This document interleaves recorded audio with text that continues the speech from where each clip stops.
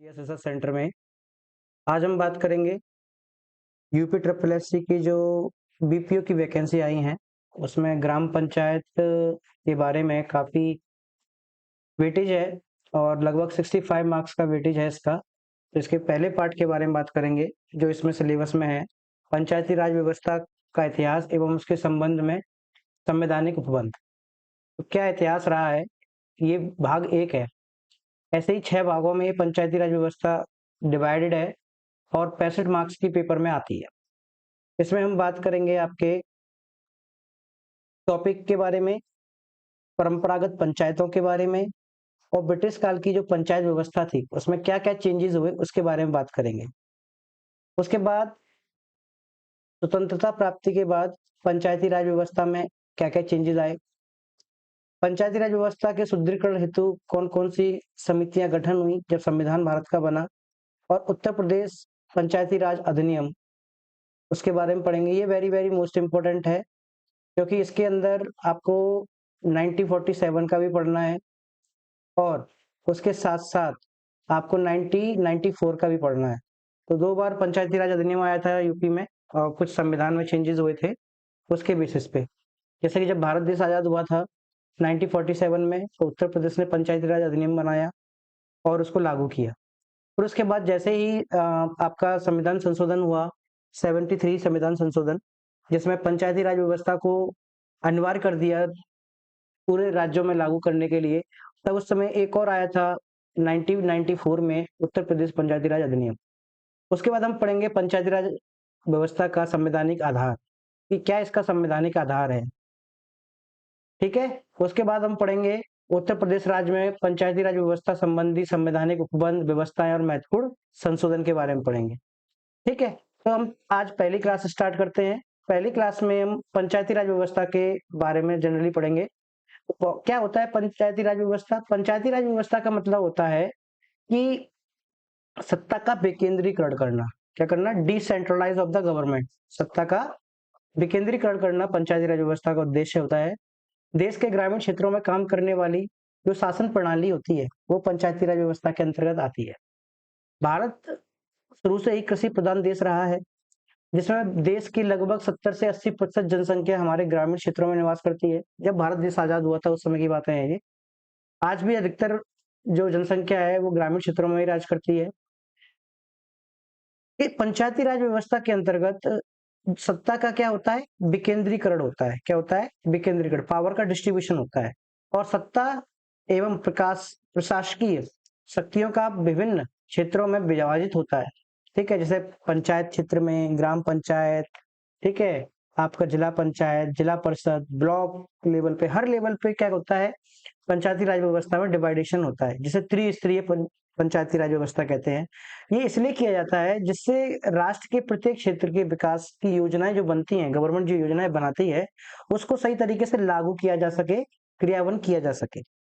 पंचायती राज व्यवस्था के अंतर्गत एक विशेष क्षेत्र में स्थानीय सुशासन की व्यवस्था की जाती है। ये पंचायत का मतलब होता है, पंचायती राज व्यवस्था का मतलब होता है स्थानीय लोगों के द्वारा अपना ही स्वशासन करना, कि कैसे हम गांव को चलाएंगे, किस तरीके से हम गांव की जो भी प्रॉब्लम्स हैं उसको दूर कैसे करेंगे, उसके हिसाब से।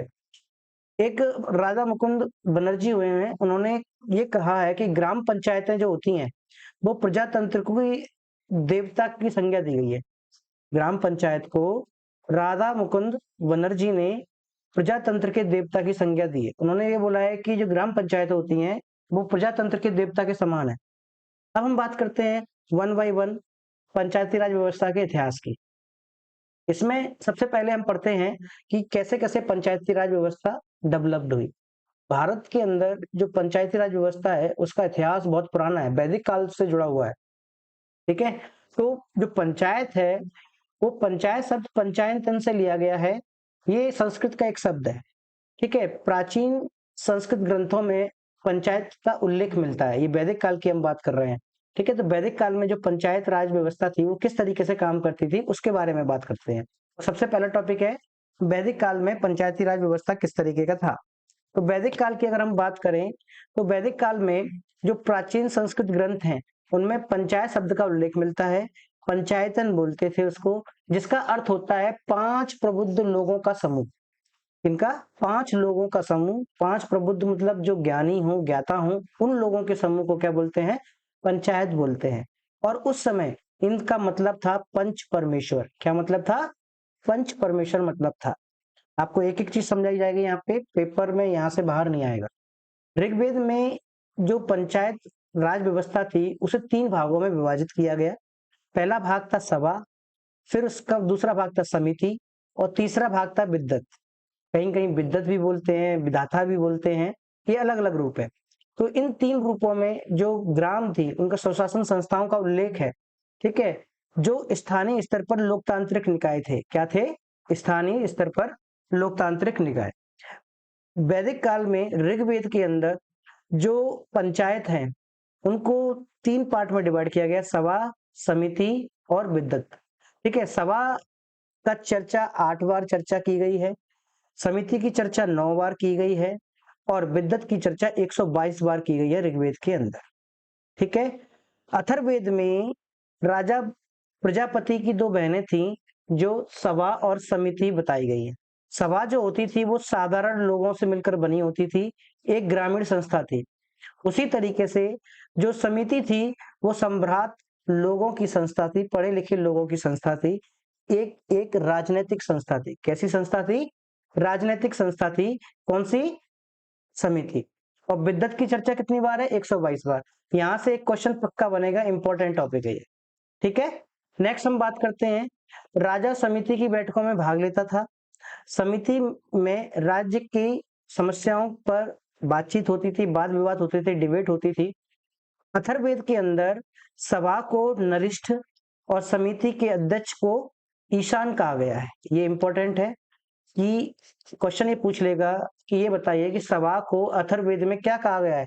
नरिष्ठ कहा गया है। क्या कहा गया है? नरिष्ठ कहा गया है। और समिति के अध्यक्ष को क्या कहा गया है? ईशान कहा गया है। सभा में बुद्ध और अभिजात लोग शामिल होते थे, जो वृद्ध थे, बड़े बुजुर्ग लोग शामिल होते थे और जो क्या कहते हैं, जिनके पास बुद्धि थी, जो ज्ञान रखते थे, उन लोगों को भी क्या शामिल किया जाता था। इस भाग में इसमें भाग लेने वाले जो लोग थे, वो सभे कहलाते थे। क्या कहलाते थे? सभे कहलाते थे। इसके सदस्य श्रेष्ठ जन होते थे। सभा में कौन होता था? श्रेष्ठ जन, जिन्हें सुजान कहा जाता था। क्या कहा जाता था? सुजान कहा जाता था। आई होप आपको समझ में आ रहा होगा। अब हम एक-एक के बारे में बात करते हैं कि सबसे पहले सभा के बारे में बात करते हैं। सभा में ब्राह्मण, अभिजात लोगों और धनी वर्ग के व्यक्तियों का जोर साधारण व्यक्तियों के संभवतः अधिक था। तो जो सभा हुआ करती थी, सभा में जो ब्राह्मण लोग थे, अभिजात लोग थे, धनी वर्ग के लोग थे, वो ज्यादा शामिल होते थे और उनका वर्चस्व भी बिल्कुल रहेगा। हम अपने समाज में भी देखें कि जहाँ पर ब्राह्मण, अभिजात लोग और धनी वर्ग के लोग होते हैं, वहां पर साधारण लोगों की बातें को कम स्वीकार किया जाता है। लेकिन उसके सदस्यों को सुजात कहते थे। क्या कहते थे? सुजात, अर्थात कुलीन कहा गया। सुजात का मतलब क्या होता है? कुलीन होता है। एक मैत्रेयी उपनिषद है, संहिता है, उपनिषद है, जो यजुर्वेद में है। कहाँ पर है? यजुर्वेद में। इसमें एक संदर्भ में ज्ञात होता है कि सभा की सदस्यता स्त्रियों के लिए उपयुक्त नहीं थी। सभा में स्त्रियां शामिल नहीं होती थी। कहा जा सकता है कि सामूहिक रूप से सभासदों की बड़ी प्रतिष्ठा होती थी, किंतु वह प्रतिष्ठा खोखली ना थी और सभासदों की योग्यता निश्चित थी। इसमें एलिजिबिलिटी सबकी निश्चित हुआ करती थी। सभा का संबंधित कुछ तथ्य हैं कि जो सभा शब्द है वो ऋग्वेद में 8 बार चर्चा की गई है। सभा एक बैठक में होती थी, बैठक कक्ष बोलते थे जिसे। अथर्ववेद में इसकी चर्चा 17 बार चर्चा हुई है। सभा के कौन-कौन से सदस्य थे? सभासद हुआ करते थे, अध्यक्ष को सभापति बोलते थे और जो द्वार रक्षक हुआ करता था उसे सभापाल बोलते थे। क्या बोलते थे? सभापाल बोलते थे। यह अदालत के रूप में काम करती थी। सभा किसके रूप में काम करती थी? अदालत के रूप में काम करती थी। अपराधियों को दंडित करती थी। न्याय वितरण के अतिरिक्त सभा में आर्थिक, धार्मिक और सामाजिक प्रश्नों पर भी विचार होते थे। सभापति नामक महिलाओं ने भी इस सभा में भाग लिया। थोड़े समय बाद जो सभापति नामक महिलाएं थीं, उन्होंने इस सभा में भाग लिया। यह मूल रूप से एक परिजन आधारित सभा थी। जैसे परिवार में सभा होती है ना, वैसी परिजन आधारित सभा थी।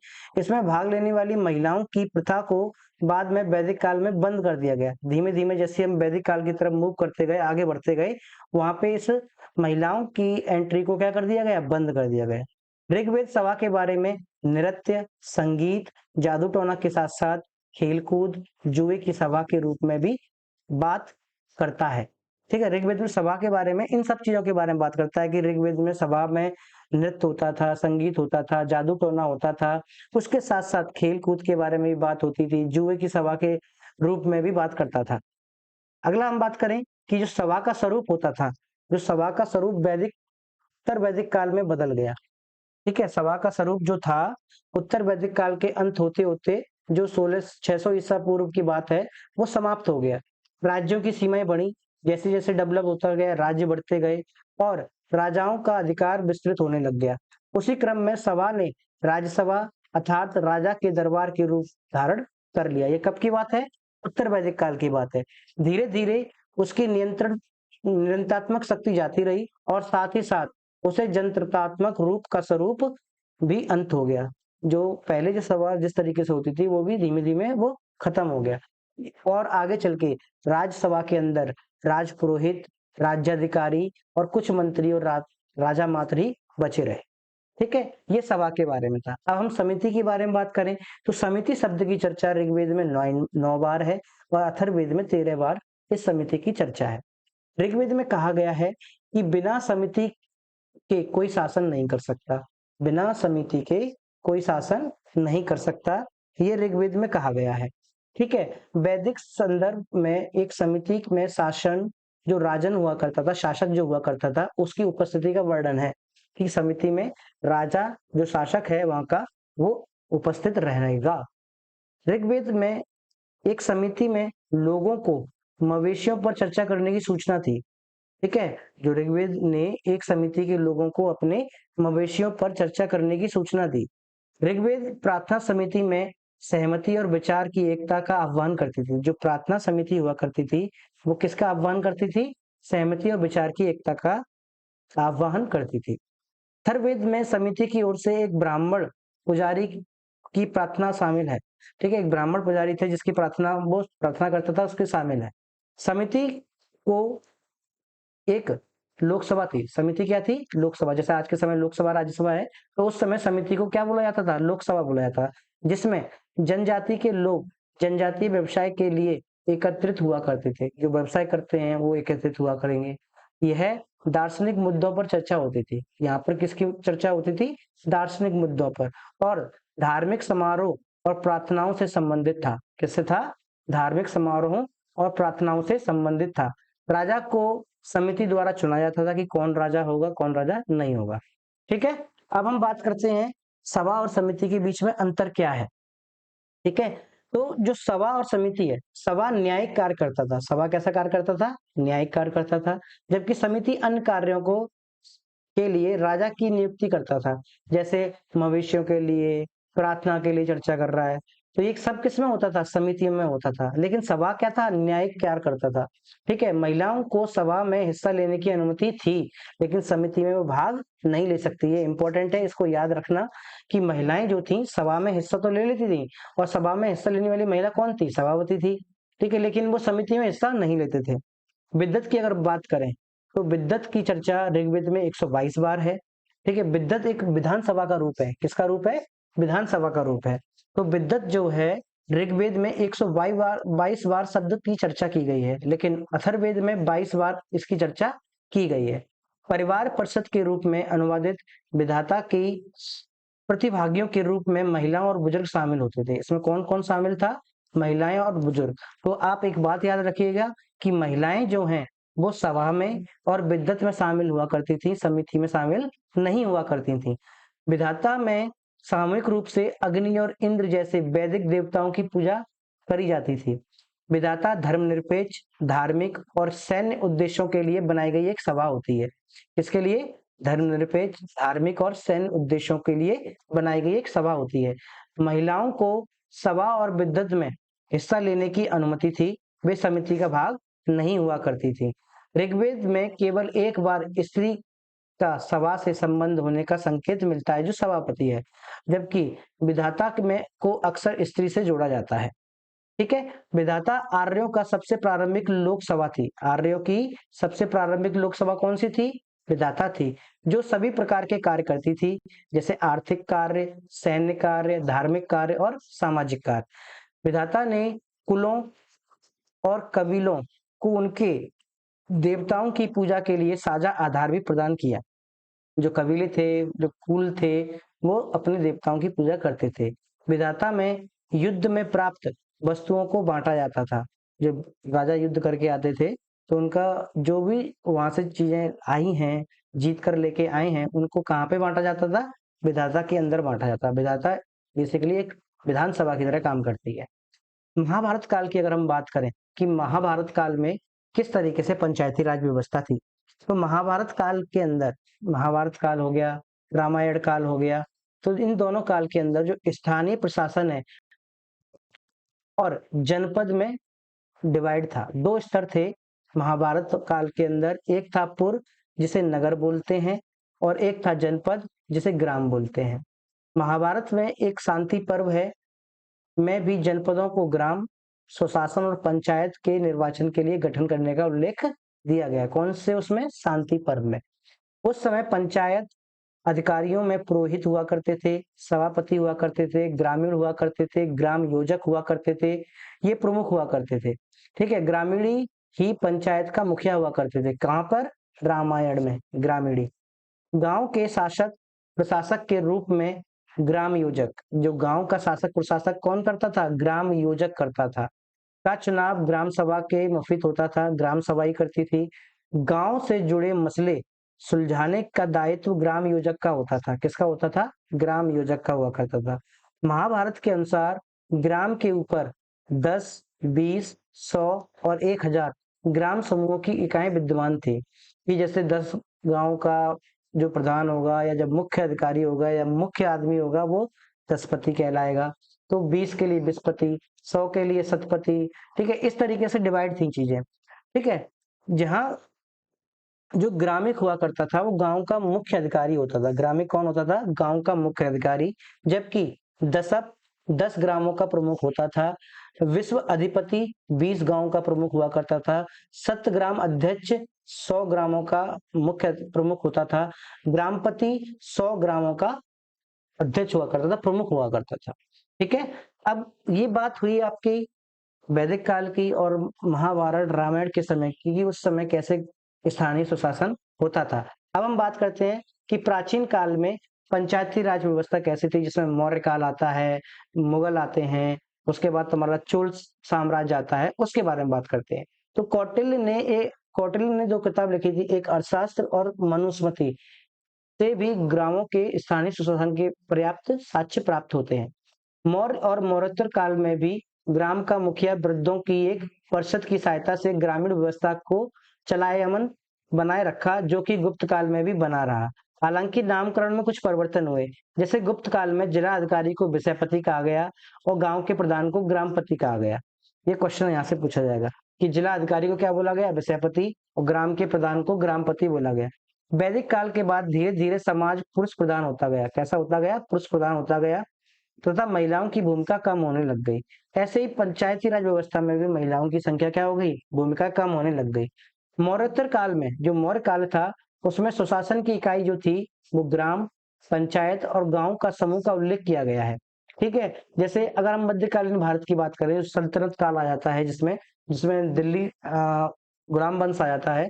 तो संतुलन काल के दौरान भी दिल्ली के सुल्तानों ने राज्यों के प्रांतों में विभाजित किया। राज्यों को किसमें विभाजित कर दिया? प्रांतों में, जिन्हें विलायत कहा गया। क्या कहा गया? विलायत कहा जाता है, जिसे अपने अधिकार क्षेत्र के भीतर पर्याप्त शक्तियां प्राप्त थी। यहाँ ग्राम के शासन के लिए 3 महत्वपूर्ण अधिकारी नियुक्त किए जाते थे। जैसे प्रशासन के लिए मुकद्दम, गांव का मुखिया हुआ करता था ये। राजस्व संग्रह के लिए पटवारी, जिसे लेखपाल बोलते हैं आज के समय। और पंचों की सहायता से विवादों के समाधान के लिए चौधरी, जो 100 गांव का मुखिया हुआ करता था, उसे क्या बोलते हैं? चौधरी बोलते हैं। अब हम मुगल काल में पंचायती राज व्यवस्था के बारे में बात करेंगे। तो मुगल काल के अंदर जो प्रशासन की सबसे छोटी इकाई थी, वो गांव ही हुआ करती थी। मुगल काल में कई गांवों को मिलकर परगना बनाया गया। क्या बनाया गया? परगना बनाया गया। इस समय गांव का शासन व्यवस्था सुसंगठित थी, मतलब एक तरीके से वेल मैनर में हुआ करती थी। पंचायत के पंच के रूप में 5 व्यक्तियों को चुनने के लिए एक निश्चित मापदंड था, एक एलिजिबिलिटी क्राइटेरिया था, ठीक है? वे गांव के ऐसे 5 प्रतिष्ठित व्यक्ति हुआ करते थे जो अपने अलग-अलग गुणों के लिए जाने जाते थे। जैसे कौन-कौन से गुण हो सकते हैं जिसके लिए मुगल काल के अंदर 5 व्यक्तियों का चुनाव हुआ करता था। पहला व्यक्ति जो सोच समझकर काम करने वाले हों, दूसरा दूसरों की रक्षा में हमेशा आगे आने वाले, तीसरा किसी काम को व्यवस्थित ढंग से करने वाले, चौथा किसी भी शारीरिक श्रम वाले काम में अधिक रुचि रखने वाले, राग द्वेष त्याग कर परोपकारी सन्यासी की तरह जीना पसंद करने वाले, ऐसे 5 लोगों का एक समूह हुआ करता था। ये पंच पंचायत के रूप में गांव में रहने वाले लोगों के बीच मतभेद दूर करने, गांव की रक्षा करने, गांव का विकास करने, समुदाय परक समाधान निकालने, जो सबको मान्य होता था। जो भी समाधान निकलेगा, पंच जो समाधान निकालेंगे वो सबको मान्य होता था गांव के अंदर। अब हम बात करते हैं, जो अंग्रेज के आते-आते पंचायती राज व्यवस्था में रुकावट आने लगी और इन्हें स्वायत्त इकाई का स्वरूप बिल्कुल अनुकूल नहीं लगा। अतः इसके साथ अंग्रेजों ने इसमें बदलाव शुरू किए। अंग्रेजों के समय आते-आते जो पंचायती राज व्यवस्था है, इसमें कुछ बदलाव हुए, ठीक है? बाद में मेंटकॉफ आए, उन्होंने कुछ बदलाव किए, तो उन्होंने धीमे-धीमे इस समय जो पंचायत जो अंग्रेजों का शुरुआत का जो समय था ना, उसमें ग्राम पंचायत जो थी या पंचायती राज व्यवस्था जो है, जो अपने अनडेवलप्ड इलाके में चली गई थी। ठीक है, अब हम बात करते हैं चोल के बारे में। किसके बारे में? चोल के बारे में। ये वेरी वेरी मोस्ट इंपॉर्टेंट है, जो पेपर में अधिकतर क्वेश्चन यहीं से बनते हैं। तो ये चोल का जो स्थानीय सुशासन था, कि चोल जो सुशासन करते थे, वो एक प्रगतिशील संकल्पना थी। चोल कालीन स्थानीय सुशासन के विषय में जानकारी कहाँ से मिलती है? परोत्तक प्रथम थे। चोल के राजवंश राजा कौन थे? परोत्तक प्रथम। उनका एक अभिलेख था उत्तर मेरू। अभिलेख में स्थानीय सुशासन में उर और सभा या महासभा की चर्चा है, जिसमें बालिग सदस्यों द्वारा निर्मित होता था। वो किससे मिलकर बने थे? बालिग सदस्यों के द्वारा मिले थे। ठीक है। उर सर्वसाधारण सभा थी, सर्वसाधारण लोग थे, उसमें सभा आते थे, लेकिन जो महासभा हुआ करती थी, उसमें अग्रहर ब्राह्मणों की व्यवस्था से संबंधित है। उसमें बड़े लोग आते थे, बुजुर्गों का समूह कहलाता था। सभा की कार्यकारिणी समिति बारियम की सदस्यता के लिए उम्मीदवारों को कुछ निश्चित एलिजिबिलिटी धारण करनी पड़ती थी, जो उनकी योग्यता हुआ करती थी, उनको धारण करना पड़ता था। एक अभिलेख मिला है 1990 में, एक अभिलेख से ज्ञात होता है कि कभी-कभी चुनाव के नियम सम्राट द्वारा निर्धारित किए जाते थे, किंतु अधिकतर ग्राम सभा द्वारा ही इसके निर्धारण किए जाते थे। क्या-क्या योग्यताएं थी? योग्यताएं थी कि आयु जो होनी चाहिए वो 35 से 70 के बीच में आयु होनी चाहिए। वित्तीय आधार क्या होना चाहिए? कि जो सभा में सदस्य बनना चाहता है, उसके पास कम से कम 1 से 1.5 एकड़ भूमि का मालिक होना चाहिए, अपनी भूमि पर बने मकान में रहता हो और 1/4 बेली कर अदा करता हो। वैदिक योग्यता क्या थी? वैदिक मंत्रों या एक वेद का ज्ञाता हो। इसकी भी क्या कहते हैं, एलिजिबल क्राइटेरिया में रखा गया कि कोई व्यक्ति यदि वैदिक मंत्रों या एक वेद का ज्ञाता है तो वो भी इसका सदस्य बन सकता है। अयोग्यता में क्या है? पिछला लेखा जोखा ना हो, कोई उसमें उधारी ना हो, 3 वर्ष तक सीमित सदस्य रह चुका हो, समिति में रह चुका हो, चोरी करने वाला ना हो, पाप कर्मों के भागी व्यक्ति नामांकन के लिए अयोग्य माने जाते थे। चुनावी प्रक्रिया क्या हुआ करती थी? ताड़ पत्र पर मतदान हुआ करते थे। ताड़ का पेड़ हुआ करता था ना, ताड़ का पेड़ होता है, उस पर मतदान हुआ करता था। मतपत्र घर घर जाकर इकट्ठा किया जाता था। मंदिर के प्रांगण में घड़े को रखकर किसी अबोध बालक से मतपत्र निकलवा कर चुना जाता था। इस प्रकार चुनी गई 30 सदस्यीय वारियम, क्या बोलते हैं उसे? वारियम बोलते हैं, जो महासभा चुनती है। वारियम में कई समितियों का निर्माण होता था, जैसे उपवन समिति, जलाशय समिति, जलाशय समिति, स्वर्ण समिति। एक ऐसी समितियों भी थी जो सभी समितियों की रिपोर्ट लेती थी, जिसे समटर समिति कहते हैं। सभा की बैठक गांव के मंदिर वृक्ष के नीचे या जलाशय के किनारे हुआ करती थी। सभा के क्या-क्या कार्य होते थे? कृषि योग्य भूमि का विस्तार करना, सिंचाई साधनों एवं उद्यान का विकास आदि के माध्यम से आर्थिक क्रियाकलापों का प्रोत्साहन करना, गांव की भूमि के उत्पादन तथा उस पर राजस्व का आकलन कर केंद्रीय अधिकारियों की सहायता करना, राजस्व वसूलना, भूमि, सिंचाई संबंधी झगड़ों का निपटारा करना, अपराधियों को दंडित करना, ये सब सभा के कार्य हुआ करते थे। स्थानीय सुशासन चोल शासकों की मजबूरी नहीं थी, बल्कि उनकी सुनियोजित योजना थी। वेल मैनर में, वेल प्लानिंग में योजना का परिणाम था। इसके माध्यम से केंद्र बिना बृहद नौकरशाही रखे स्थानीय स्तर तक अपने प्रभावी पहुंच को बनाए रखता था। इसमें केंद्र की नीति हस्तक्षेपकारी न रहकर निरीक्षणकर्ता के रूप में थी। अति आवश्यक होने पर ही मामलों में हस्तक्षेप करता था कौन? केंद्र। आई होप आपको आज की क्लास समझ में आई होगी। आपका दिन शुभ हो। आप हमें कमेंट करके बताइए कि आपको आज की क्लास कैसे लगी। जय हिंद, जय भारत।